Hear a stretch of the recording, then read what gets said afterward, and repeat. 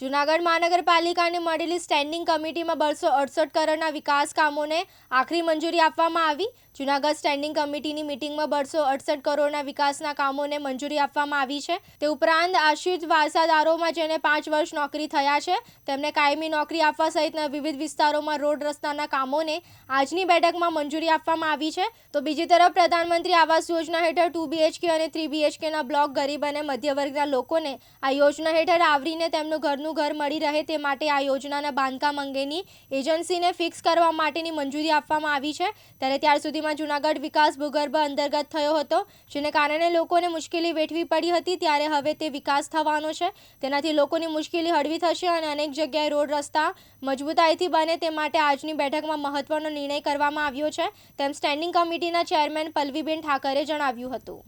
આજે મહાનગરપાલિકાની standing committee મળી હતી, એમાં 259 કરોડ જેવી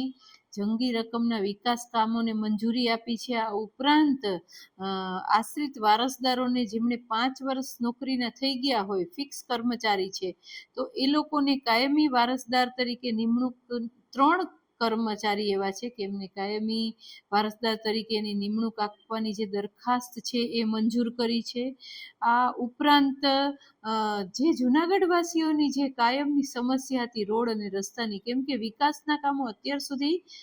જમીનની અંદર થયા હતા, ભૂગર્ભ અને પાણીની લાઈનના। જૂનાગઢ આખું છે એ ખોદાયેલું હતું, જૂનાગઢવાસીઓએ પણ ઘણું સહન કર્યું છે, ત્યારે એની સહનશક્તિનો હવે અંત આવવાનો છે અને અમે સારામાં સારા રોડ છે એ કરવા જઈ રહ્યા છીએ અને એની એજન્સી નક્કી થઈ ગઈ છે અને આ એજન્સી છે એ આગામી દિવસોમાં જૂનાગઢમાં સારામાં સારા PQC આધારિત RCCના રોડ છે એ રોડ કરશે, એટલે જૂનાગઢવાસીઓ છે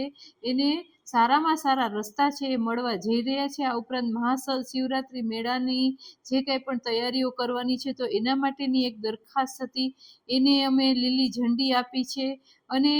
આવા વિકાસના કામો જે છે એ કાયમ ભારતીય જનતા પાર્ટીની કોર્પોરેશનમાં સરકાર છે અને ભારતીય જનતા પાર્ટી વિકાસને વરેલી પાર્ટી છે, તો આ પ્રકારના રોડ અને રસ્તાના કામો છે, કર્મચારીઓને કાયમી કરવાના કામો છે, એ ઉપરાંત PM આવાસ યોજના જે માનનીય પ્રધાનમંત્રી શ્રી નરેન્દ્રભાઈ મોદીનું સ્વપ્ન છે કે મારા દેશના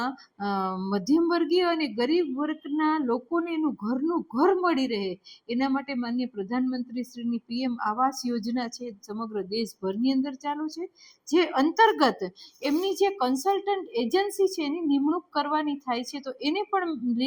લીલી ઝંડી આપી છે। એમાં 1 BHKના એક માળની અંદર 8 બ્લોક હશે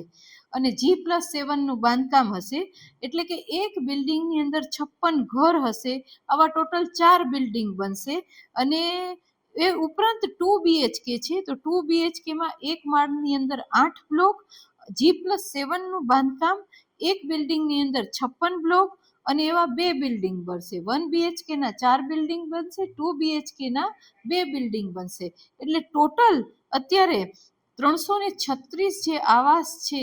એ આપણે મધ્યમ અને ગરીબ વર્ગના લોકોને આપવા માટે એમની જે કન્સલ્ટન્ટ એજન્સી નીમવાની હોય એને પણ અમે લીલી ઝંડી આપી છે। એટલે છેવાડાના માનવી સુધીની ચિંતા છે એ કોર્પોરેશન કરે છે, કોર્પોરેશનની ચૂંટાયેલી બોડી કરે છે અને આ રીતે એમણે રોડ, રસ્તા,